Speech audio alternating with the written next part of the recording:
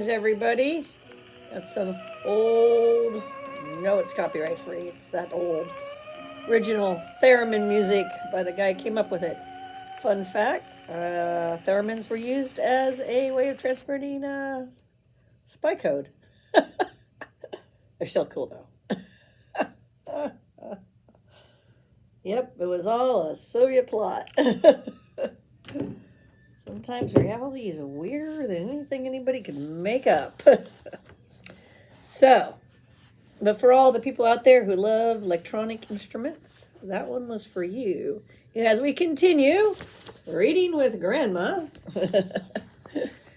So, I hope you got your sippy cups, your little goldfish, your nap stuff, your little blankie, and you're ready for a quick trip down memory lane here with the Book of Artifacts. And as we continue, drugs and potions. I should probably find some copyright-free psychedelic music. All right. So what's our next exciting thing that players might be able to buy, find, steal, peddle, make? So let's see what we got. Deep Purple Blues. This one's by Ben and Mary. It wholesales for $300, retails for $400. Just a reminder on prices. Make appropriate adjustments for your campaign and the current economic status of your campaign. Rare Dark Purple Blue Pills. 3 plus 1d3 turns after taking one of these pills, the user is polymorphed into a 7-inch tall winged purple creature with one big eye in the center of his head and above that a single horn. He is possessed by an irresistible desire to hunt purple people for his dinner. Save on wisdom. -5. Or Dungeon Master's option to think about anything else each round or turn. Effects last 1d6 turns per pill taken. Creature has armor class 3, hit dice 7, 3 attacks, 1d4, 1d4, 1d8 of claw, bite. Moves 18. He keeps his own attributes and memories, but loses all skills, spells, etc. for the duration. So, saving throw adjustment is a -1. Addiction is 0%. Addiction factor. Flashback factor 5%. Dangerous mix 0%. The effects remain the same no matter how many taken. So that's good. Let's see. OD 0%. It was a one-eyed, one-horned, giant purple people eater. One-eyed, one-horned, giant purple people eater. They got a little picture, I think, of the purple people eater as they imagined him. Here you go, guys. Everybody see that okay? Now, this brings me to something that I've often wondered about in sci-fi games in particular, but also it can apply to fantasy games. There is absolutely no reason why the people in your setting have to look like the people on Earth. None. And also definition of people. Don't assume that means humans. But there's no reason why humans have to look like we look here. Like, when you read sci-fi, that's right in that pulp sci-fi fantasy range. Sometimes the people are orange and green and there's no reason why they can't be purple. I had worked up for our Oriental Adventure campaign, the dwarf race in that. The dwarves were came in different colors, which most people didn't know because they were such a they were in the class system right down there with for those of you who remember the Gully Dwarfs, one of my favorite, most misunderstood potential awesomest player characters people could play, in my opinion. You just didn't appreciate them, folks. They were intelligent beings because the dwarves in Grand Adventure have their own little name. They're a lot like the Gully Dwarfs in a lot of mechanical aspect ways. How they're presented socially, things like that. But they could rise to a much higher status, which was good. They could rise on their merit. And so when I made the setting that we did for a little bit, based on Royal Adventure and other aspects of D&D, I made them descended from, mythologically, descended from a stone, and the jade maidens were involved, and some other deities were involved in, including the moon god who got slain. Were all involved in bringing dwarves into existence, and they came in the colors of jade. But most of the time they're so dirty, nobody knows that. So you could have a purple person. So any race that you consider people that can become vampiric, dwarves can become vampires. At least in my settings. Halflings, all that kind of stuff.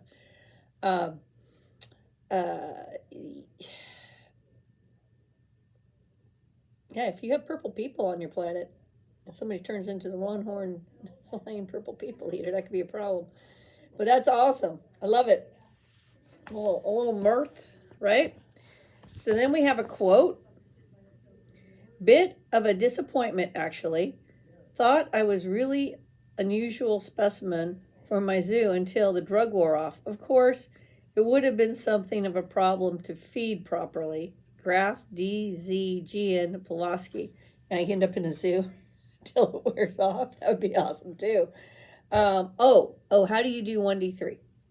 I know somebody's asking. You take a 6-sided dice. And 1 and 2 is 1. 3 and 4 is 2. 5 and 6 is 3. That's how you do it. You do a little teeny tiny bit of math. Okay? I really got to do a dice thing. Especially since I watched Do You Need That Many Dice? And the guy goes on to show us all the dice he has after he bashes everybody for having dice. He even issued an internet challenge as far as I'm concerned. I don't even have as many dice as some people. I got some dice, but I don't get it. If you like dice, collect your dice. If you don't like dice, don't collect dice. Follow your bliss. Diamond Draught D. This one's by Dana DS, and it wholesales for $600, retails for $700. Rare or clear shimmering wine, always cold. Magic. Ooh, who doesn't want a nice cold wine?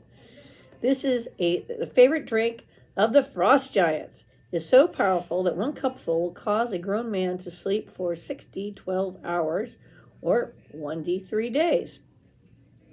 During this time, all natural healing will progress at 10 times normal speed. Only the frost giants know how to make Diamond Draught, and the secret is carefully guarded. There's no save. It's not addictive. There's no flashback. There's no dangerous mixing. Effects remain same no matter how much is taken, and you can't OD. It's all positive. And this reminds me of in Conan the Barbarian, wine helps heal you, which is a rule I have. you get the right vintages and stuff, and yeah. But I think everybody should get 1 hit point back, at least. They have to discover that, but yeah. Dust of Disillusion. This one's also bandana. Wholesale's 1, retails 10. Common small glass vial of colored dust magic. This is a small vial of bright, sparkling colored dust. If inhaled, the victim will sneeze once and feel momentarily lightheaded. This is the only effect, although smart players and smarter DMs may wish the recipients to think otherwise and act accordingly. Available in a variety of colors. Again, no saving. It's not addictive. There's no flashback. No dangerous mix. It doesn't matter how much you take. The effects stay the same, and you can't OD. Quote, I said it very loud and clear. I went and shout in his ear, Carol, through the looking glass. So we did 3 more. We'll do more next time we do reading. And we got quite a bit of drugs and potions to get through. So yes, pharmaceutical company can come to your world too. In fact, in Ardoon, there are things made by the orcs. Yes, they have orc alchemy. Let that sink in. All you people who always hate on the orcs. Orc medicine. Yeah. So, yeah, there's apparently a very powerful orcish kingdom that's on top of things. So, everybody have a great day. It's been crazy here this week. Stay awesome. Cut each other slack. I've noticed like everyone's like really, well, must be spun up tight today a little bit because I have been avoiding people running red lights all morning and stop signs. Like you're in the intersection and they're still, they run the light and you have to stop for them or get T-boned. On my way to work and since I've been at work. So look out for everybody. They're all on a mission of suicide. And they're just so caught up in where they need to be that they're willing to take those risks. So be careful out there. Try to be patient with everybody. Even when they're doing things that are incredibly risky. If you're someone who has a tendency to do those things, you might want to take a step back and ask yourself, is the risk worth it? In other words, is your risk and reward worth it? If your reward for taking the risk isn't worth it, then you shouldn't do it. And if you don't get the reward, you get a bad consequence instead. Is it worth it?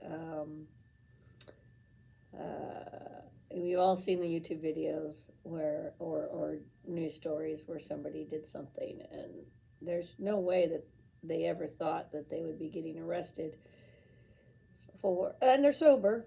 Sometimes they're not, but a lot of times they are, for the risk that they took because they were just busy and in a hurry, and now they got to explain why like 3 kids are dead, that kind of thing, because they drove their car at high speed. It just isn't worth it, guys. You know, even one person. I know somebody who was. I actually know quite a few people who've been killed, who were pedestrians. Actually, it's not worth it, and what it does to their families, their friends. So, you know, and then you got to live with it. So just slow your roll a little bit. You know, it just isn't worth it because everybody else is compensating for the dangerous thing you're doing, especially traffic stuff. And you're really banking on you don't know it, that you're like, I'm so good, I've got this, I've got, hold my beer, I've got, I'm so good, and I can do this thing, and maybe this time you roll the proverbial one, and but you still got away with it because everybody else was rolling a 20. Okay, but that's what you're banking on every time, is that everybody else is not distracted, sees you coming, realizes what you're doing, stops what they're doing, is going slow enough or fast enough to maneuver themselves out of the way. Like sometimes you have to accelerate to avoid these people. So I'm just saying, not judging anybody, just saying, evaluate and sometimes just give yourself permission to be patient. That's all. I don't want to see anybody hurt. I do not like driving by the yellow sheets. I've seen too many yellow sheets. I've seen what's under the yellow sheets. That's why I do what I do now. I don't.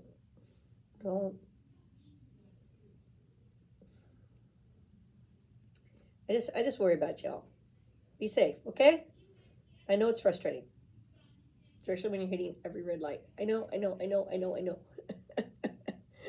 There's that RT bus again. Oh God, there's that school bus. Not a semi truck. I know. And it's orange cone season too. Okay, I know. So, but just be safe, folks. At the end of the day, you want to go home in one piece.